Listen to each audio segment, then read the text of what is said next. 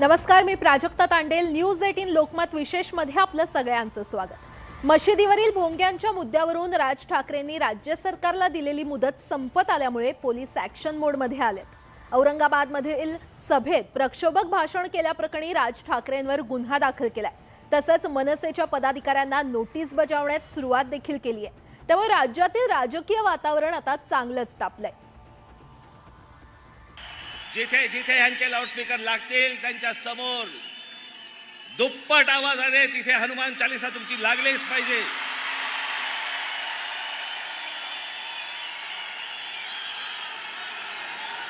विनंती करून जर समजत नसेल तर आमच्या समोर दुसरा पर्याय उरत नाही. मनसे अध्यक्ष राज ठाकरेंनी मशिदीवरील भोंग्यांवरून राज्य सरकारला दिलेल्या अल्टिमेटमच्या पार्श्वभूमीवर आता राज्य सरकार ॲक्शन मोडमध्ये आलेलं आहे. राज्यातील हजारो मनसैनिकांना पोलिसांकडून नोटिसा बजावण्यात आलेल्या आहेत. राज्यातली कायदा सुव्यवस्था राखण्याच्या दृष्टीनं ही कारवाई करण्यात आलेली आहे.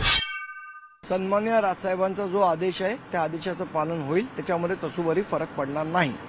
तुम्ही सन्मान्य राजसाहेबांवर गुन्हा दाखल करा किंवा महाराष्ट्र सैनिकांना नोटिसा द्या, आम्हाला जो साहेबांचा आदेश आहे तो आदेशाचं तंतोतंत पालन आम्ही करू. औरंगाबादमध्येही मनसैनिकांना पोलिसांकडून खबरदारीचा उपाय म्हणून नोटिशी बजावल्या गेलेल्या आहेत. मनसेच्या औरंगाबाद शहराध्यक्षांनाही नोटीस बजावण्यात आलेली आहे.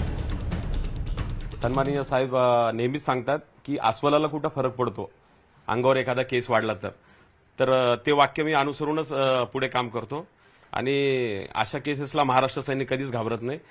जो मागे हटला तो राजसाहेबांचा महाराष्ट्र सैनिक कसला, मी एवढंच सांगेल. आणि हा माझ्यासाठी अभिमानाचा आणि सन्मानाचा क्षण आहे. मी सन्मान म्हणून या गुन्ह्याचा स्वीकार करतो. मला ज्या पद्धतीने सगळ्या पदाधिकाऱ्यांचे फोन येत आहेत त्या पद्धतीने मला असं जाणवतं की सर्वच पदाधिकाऱ्यांना बोलवलं गेलेलं आहे, त्यांना नोटीस दिले गेलेलं आहे. परंतु मनसेचा कार्यकर्ता डगमगणार नाही, तो घाबरतही नाही. जो काही आदेश येतो तो पालन करतो. भोंग्यांच्या नावाखाली राज्यातील कायदा आणि सुव्यवस्थेचा प्रश्न निर्माण झाल्यास कठोर कारवाई करण्याचे संकेत राज्य सरकारकडून यापूर्वीच देण्यात आलेले आहेत. एका बाजूला पोलिसांनी मनसैनिकांना नोटीस बजावून कारवाईचा बडगा उगारलाय, तर दुसरीकडे राज ठाकरेंची महाराष्ट्र नवनिर्माण सेना आपल्या भूमिकेवर ठाम असल्यामुळे मनसे विरुद्ध राज्य सरकार असा सामना रंगण्याची चिन्ह आहेत. हे काही हुकुमशाही तर कोणाची चालणार नाही. कुणाला असं वाटत असेल की मी असं म्हटलं तर तसं होईल तर ते चालणार नाही. कुणी असो, अजित पवारनी पण हुकुमशाही केलेली चालणार नाही. कायद्यानी, नियमांनी, संविधानाने ज्या काही गोष्टी सांगितल्यात त्याचं पालन सर्वांना करावं लागेल. गृहमंत्र्यांनी वरिष्ठ पोलीस अधिकाऱ्यांची बैठक घेऊन राज्यातील कायदा आणि सुव्यवस्थेचा आढावा घेतला. मनसेच्या भोंगेविरोधी आंदोलनाच्या पार्श्वभूमीवर ही बैठक घेण्यात आलेली होती. त्यामुळे आगामी काळात गृह विभागाकडून मनसे विरोधात कठोर भूमिका घेतली जाणार असल्याचं आता स्पष्ट झालंय. तसे आदेश गृहमंत्र्यांकडून पोलिसांना देण्यात आलेले आहेत. कायद्याची अंमलबजावणी ही पोलिसांची जबाबदारी आहे. कोणीही कायदा व सुव्यवस्था बिघडवण्याचा प्रयत्न केल्यास त्याच्यावर कारवाई करण्यात येईल. पोलिसांनी बजावलेल्या नोटिसांवरून आता राजकारण सुरू झालंय. या कारवाईच्या विरोधात आता भाजपकडून महाविकास आघाडी सरकारला टार्गेट केलं जात आहे. राज्य सरकारकडूनच कायदा आणि सुव्यवस्था बिघडवण्याचा प्रयत्न केला जात असल्याचा आरोप भाजपकडून होतोय. राज्य सरकार ज्या पद्धतीने वागतंय, कायदा सुव्यवस्थेचा प्रश्नच राज्य सरकारला निर्माण करायचा आहे असा आमचा आरोप आहे. काय राज्य सरकारमध्ये बसलेल्या पक्षांना अशांतता राज्यात करायची आहे का, हा आमचा सवाल आहे. कारण कुलाब्यातल्या 2 आमच्या पदाधिकाऱ्यांना आणि घाटकोपरच्या युवा 2 पदाधिकाऱ्यांना कशा अंतर्गत तुम्ही नोटीस दिलीत. माझी पोलिसांना नम्र विनंती आहे, सभेच्या वेळेला ही गृह विभागाकडून मनसैनिकांवर जाणीवपूर्वक कारवाई केली जात असल्याचा आरोप भाजपकडून करण्यात आलाय. मात्र यावर राष्ट्रवादी काँग्रेसचं म्हणणं काहीसं वेगळं आहे. हा, मग जर तसं असेल तर आपण कोर्टात जाऊ शकतो. या देशात कोर्ट आहे. आपण जर कुणालाही अन्याय होत असेल, त्यांच्या विरोधात झाला असेल, वाटलं असेल तर कोर्टात आपण जाऊ शकतो. जर असं होत असेल तर मशिदींवरच्या भोंग्यांविरोधात आंदोलन करण्याच्या भूमिकेवर मनसे ठाम आहे, तर गृह विभागानं सुद्धा आंदोलकांच्या विरोधात कठोर कारवाईचे संकेत दिलेत. त्यामुळे आगामी काळात रस्त्यावर नवा राजकीय संघर्ष होण्याची चिन्ह आहेत। खरं तर गेल्या काही दिवसांपासून मनसे अध्यक्ष राज ठाकरे हिंदुत्वाच्या मुद्द्यावरून आक्रमक भूमिका घेत असल्याचं पाहायला मिळत आहे। मुंबई, ठाणे आणि औरंगाबादमध्ये जाहीर सभा घेत राज ठाकरेंनी वातावरण ढवळून काढलंय। 3 तारखेला ईद आहे।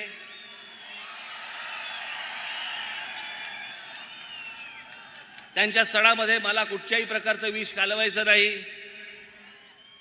4 तारखेपासून ऐकणार नाही।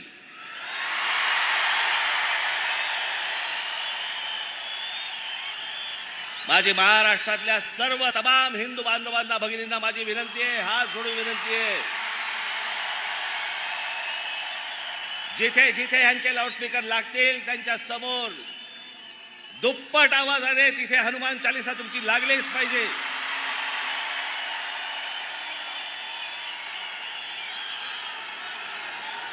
विनंती करून जर समजत नसेल तर आमच्या समोर दुसरा पर्याय उरत नाही। त्यांना जर सरळ सांगून जर समजत नसेल, मनसे आंदोलनाच्या भूमिकेवर ठाम असल्यामुळे आगामी काळात रस्त्यावर राजकीय संघर्ष होण्याची शक्यता वर्तवली जाते। साजिश तो महाराष्ट्र के खिलाफ चल रही है। मेरे पास पूरी जानकारी है कि महाराष्ट्र से बाहर से कुछ लोगों को लाकर यहाँ दंगे भड़काने की साजिश चल रही है। अपनी खुद की ताकत नहीं है। अलीकडच्या काळातील राजकीय घडामोडी पाहता राज्य सरकार आणि काही राजकीय नेत्यांमध्ये जोरदार संघर्ष झाल्याचंही पाहायला मिळत आहे। आता त्यात मनसेचीही भर पडली आहे। राज ठाकरेंनी मशिदीवरील भोंग्यांवरून आक्रमक भूमिका घेतल्यामुळे राज्य सरकारची कोंडी झाली आहे। भोंगा प्रकरणी सुप्रीम कोर्टाच्या आदेशांचं पालन केलं जात असल्याचं राज्य सरकारकडून वारंवार सांगितलं जात आहे। त्यामुळे आता मनसे विरुद्ध राज्य सरकार असा सामना रंगणार आहे। Bureau report, news 18 Lokmat. तर भोंग्यांच्या मुद्द्यावरून मनसे विरुद्ध राज्य सरकार असा सामना रंगण्याची चिन्ह आहेत। मात्र काही दिवसांपूर्वीच राणा दाम्पत्य आणि शिवसेनेमध्ये देखील राजकीय राडा झाला होता। हनुमान चालीसावरून तो वाद पेटला होता। राणा दाम्पत्यानं थेट मातोश्रीलाच आव्हान दिल्यामुळे तो राजकीय संघर्ष झाला होता। खरं तर सत्तेत आल्यापासून शिवसेनेनं आणि विरोधकांमध्ये अनेक वेळा राजकीय संघर्ष झालाय। पाहुयात याविषयीचाच हा खास रिपोर्ट।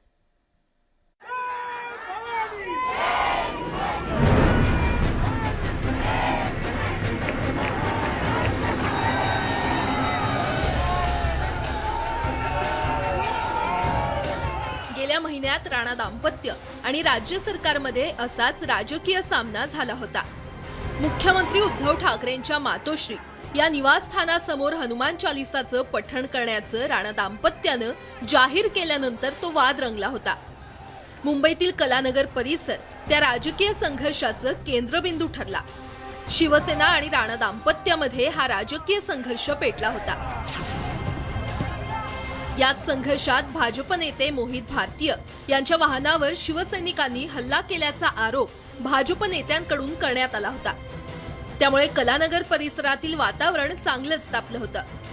थेट मातोश्रीलाच आव्हान दिल्यामुळे शिवसैनिक चांगलेच आक्रमक झाले होते।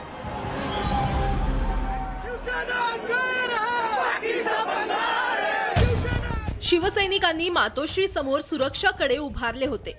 तर तिकडे मुंबईच्या खार परिसरातील राणा दाम्पत्याच्या घरासमोर देखील शिवसैनिकांनी आंदोलन केलं होतं। त्यामुळे वातावरण चांगलंच चिघळलं होतं।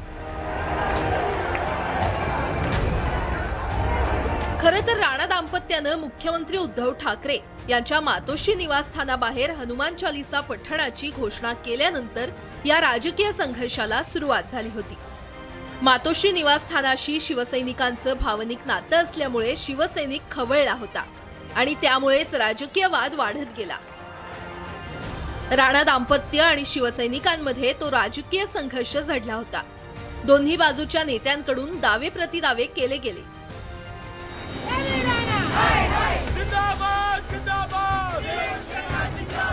खरं तर राणा दाम्पत्यानं हनुमान चालीसा पठणाची घोषणा केल्यापासूनच हा वाद चिघळण्याची शक्यता वर्तवण्यात आली होती आणि नेमकं तेच घडलं। पोलीस आणि शिवसैनिकांकडून अटकाव होण्याची शक्यता पाहता रवी राणा आणि नवनीत राणा हे दाम्पत्य रात्रीतून मुंबईत दाखल झाले होते। राणा दाम्पत्य खार परिसरातील आपल्या निवासस्थानी दाखल झाल्याचं कळताच शिवसैनिकांनी खार परिसरात आंदोलन सुरू केलं होतं।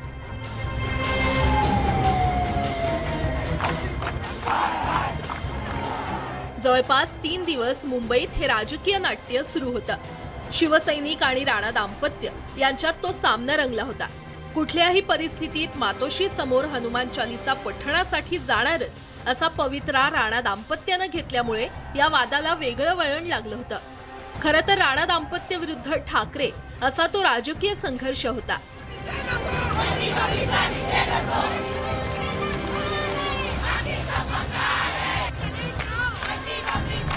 दरम्यान पंतप्रधान नरेंद्र मोदींच्या मुंबई दौऱ्याचं कारण देत राणा दाम्पत्यानं माघार घेतली होती.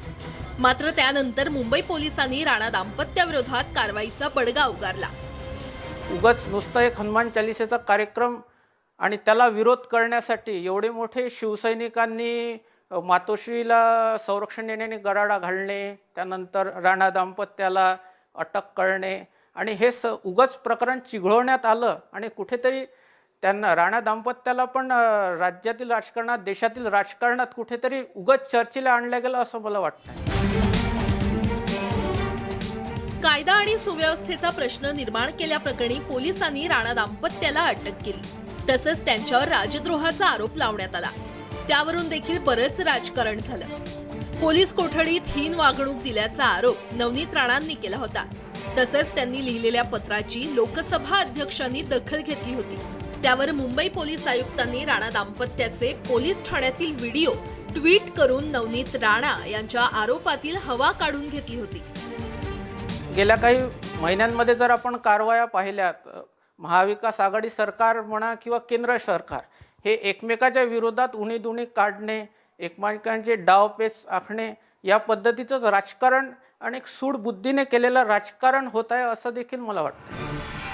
राणा दाम्पत्यावर देशद्रोहासारखा गंभीर गुन्हा दाखल झाल्यामुळे महाविकास आघाडी सरकारनं विरोधकांना सूचक इशारा तर दिला नाही ना, अशी चर्चा राजकीय वर्तुळात रंगली होती. खरं तर अलीकडच्या काळात राज्यातील महाविकास आघाडी सरकार विरुद्ध विरोधी पक्ष असा राजकीय संघर्ष पेटल्याचं पाहायला मिळतंय. कोणत्या न कोणत्या कारणावरून हा वाद झडत असल्याचं पाहायला मिळतंय. Bureau report, news 18 Lokmat. यासोबतच या विशेष कार्यक्रमामध्ये एक छोटासा ब्रेक. लगेचच परततोय. पाहत रहा न्यूज 18 लोकमत.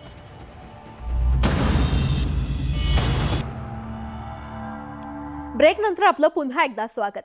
शिवसेना सत्तेत असली तरी विरोधकांना प्रत्युत्तर देण्यासाठी अनेक वेळा शिवसैनिक रस्त्यावर उतरल्याचं पाहायला मिळालंय. त्यामुळेच शिवसैनिकांना सरकारची फूस असल्याचा आरोप विरोधकांकडून वारंवार केला जातोय. राणा दाम्पत्याप्रमाणेच केंद्रीय मंत्री नारायण राणे समर्थक आणि शिवसेनेमध्ये राजकीय कलगीतुरा रंगला होता. पाहुयात त्याविषयीचाच हा खास रिपोर्ट. मी ठाम आहे, मातोश्रीवर त्या ठिकाणी हनुमानचाचा वाचाल जाणार. अमरावती ही रवी राणाला पार करू देणार नाही. मला कोणीच थांबू शकत नाही.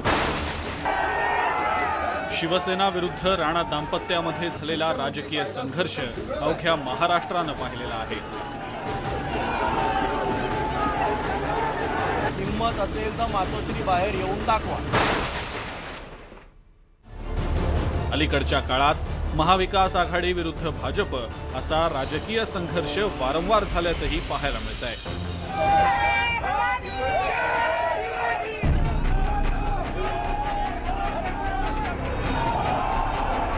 राणा विरुद्ध ठाकरे संघर्षात शिवसैनिक मुंबईच्या रस्त्यावर उतरले होते.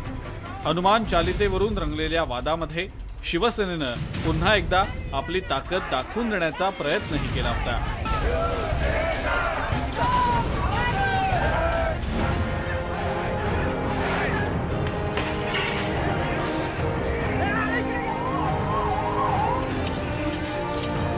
काही महिन्यांपूर्वी असाच राजकीय वाद पेटल्याचं पाहायला मिळालेलं होतं. ठाकरे विरुद्ध राणे असा राजकीय सामना रंगलेला होता. खरं तर शिवसेनेच्या स्थापनेपासून शिवसैनिकांनी रस्त्यावर उतरत संघर्ष केलेला आहे. गेल्या वर्षी ऑगस्ट महिन्यात केंद्रीय मंत्री नारायण राणे समर्थक आणि शिवसैनिकांदरम्यान तुफान राडा झालेला होता. केंद्रीय मंत्री नारायण राणे यांनी मुख्यमंत्री उद्धव ठाकरे यांच्या संदर्भात वादग्रस्त विधान केल्यानंतर राज्यभरात शिवसैनिक रस्त्यावर उतरले. नारायण राणे यांच्या मुंबईतल्या जुहू परिसरातल्या घराबाहेर शिवसैनिकांनी राणेंच्या विरोधात जोरदार घोषणाबाजी सुद्धा केली. यावेळी राणे समर्थक आणि शिवसैनिक आमने सामने आलेले होते। परिस्थितीवर नियंत्रण मिळवण्यासाठी पोलिसांनी दोन्ही बाजूंच्या कार्यकर्त्यांवर लाठीचार्जही केलेला होता। मुख्यमंत्र्यांविषयी आक्षेपार्ह वक्तव्य केल्याप्रकरणी पोलिसांनी केंद्रीय मंत्री नारायण राणे यांच्यावर अटकेची कारवाई केली होती आणि या कारवाईवरून सुद्धा राज्याच्या राजकारणात बराच वेळ गदारोळही झालेला होता। मुळात आपण जर राजकारण जर पाहिलं तर अनेक असे वादग्रस्त वक्तव्य होत असतात, केले जातात, अनेक ठिकाणी गुन्हे देखील दाखल होतात, पण त्यांच्यावर ज्या पद्धतीने राणेंना अटक झाली त्या पद्धतीने कुठेतरी कारवाई होते असं नाही आहे। अनेक प्रकरणात राजकीय गुन्हे दाखल असतात, जामीन मिळते, ते सुटलेले असतात, पण राणेंना जी तात्काळ अटक केली तिथे पण एक कुठेतरी एक विरोधकांना सूचक इशारा देण्याचा महाविकास आघाडीचा प्रयत्न होता। राज्यामध्ये महाविकास आघाडीचं सरकार स्थापन झाल्यापासून शिवसेना विरुद्ध भाजप असा राजकीय संघर्ष आता पेटल्याचं पाहायला मिळत आहे आणि गेल्या 2 वर्षात हा संघर्ष आता आणखी तीव्र होत असल्याचंही चित्र आहे। सत्ताधारी आणि विरोधकांमध्ये शह-काटशहाचं राजकारण आता शिगेला पोहोचलंय। राम मंदिरासाठी जमीन खरेदी दरम्यान भ्रष्टाचार झाल्याची टीका शिवसेनेचे मुखपत्र असलेल्या सामनामधून करण्यात आलेली होती। याचाच निषेध करण्यासाठी भारतीय जनता युवा मोर्चाच्या कार्यकर्त्यांनी शिवसेना भवनासमोर निदर्शनं केली होती। यावेळेला भारतीय जनता युवा मोर्चाचे कार्यकर्ते आणि शिवसैनिकांदरम्यान राडा झाला होता।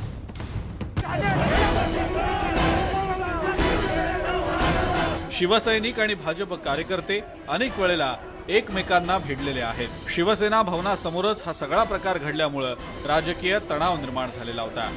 या घटनेनंतर शिवसेना भवनासमोर शिवसैनिकांनी मोठी गर्दीही केलेली होती। राज्य सरकारकडून दडपशाही केली जात असल्याचा आरोप यावेळेला भाजपकडून करण्यात आलेला होता।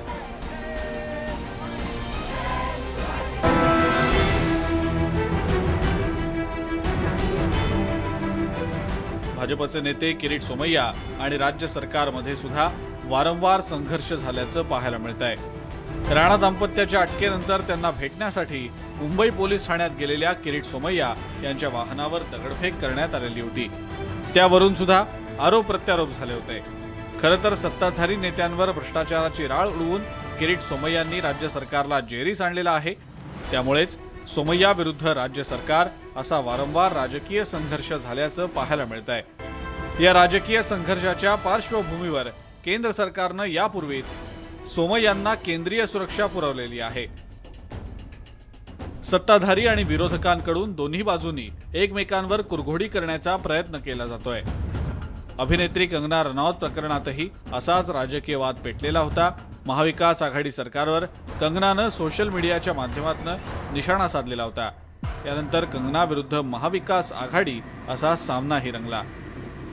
मुंबई महानगरपालिकेनं कंगनाच्या ऑफिसमध्ये अवैध बांधकाम प्रकरणी तोडक कारवाई केलेली होती। आज मुंबई महापालिका म्हणा किंवा महाराष्ट्रात अनेक ठिकाणी अनधिकृत इमारती आहेत, अनेक ठिकाणी अनधिकृत बांधकाम चालतात। त्याला कुठे ना कुठे राजकीय वरद हस्त असतोच, त्यांचा आशीर्वाद असतोच, त्या माध्यमातूनच हे सगळं घडत असतं। मात्र कारवाई अतिशय नगण्य प्रमाणात होते किंवा आमच्या विरोधात कोणी गेलं तरच आम्ही त्यांच्यावर कारवाई करतो असं कुठेतरी त्या कारवाईवरून सूचित केल्या जाते। मुंबई महानगरपालिकेनं अवैध बांधकाम प्रकरणी अशाच प्रकारची नोटीस केंद्रीय मंत्री नारायण राणे यांना सुद्धा दिलेली होती। यावरून सुद्धा बराच राजकीय कलगीतुरा रंगला। आता राणा दाम्पत्याच्या खारमधल्या फ्लॅटला नोटीस बजावण्यात आलेली आहे। आताच काय ती बिल्डिंग काय काल बनलेली आहे? ज्या इमारतीला नोटीस दिली ती बिल्डिंग काल बनली आहे, परवा बनली आहे, गेल्या वर्षी बनली आहे, 2 वर्षापूर्वी बनली आहे का? तिथून महानगरपालिकेचं वॉर्ड ऑफिस 200 पावलावर आहे, इतके वर्ष लक्ष का नाही दिलं? याचा अर्थ स्पष्ट आहे, चुन चुन के बदला लेंगे, हे सत्ताधाऱ्यांची भूमिका आहे।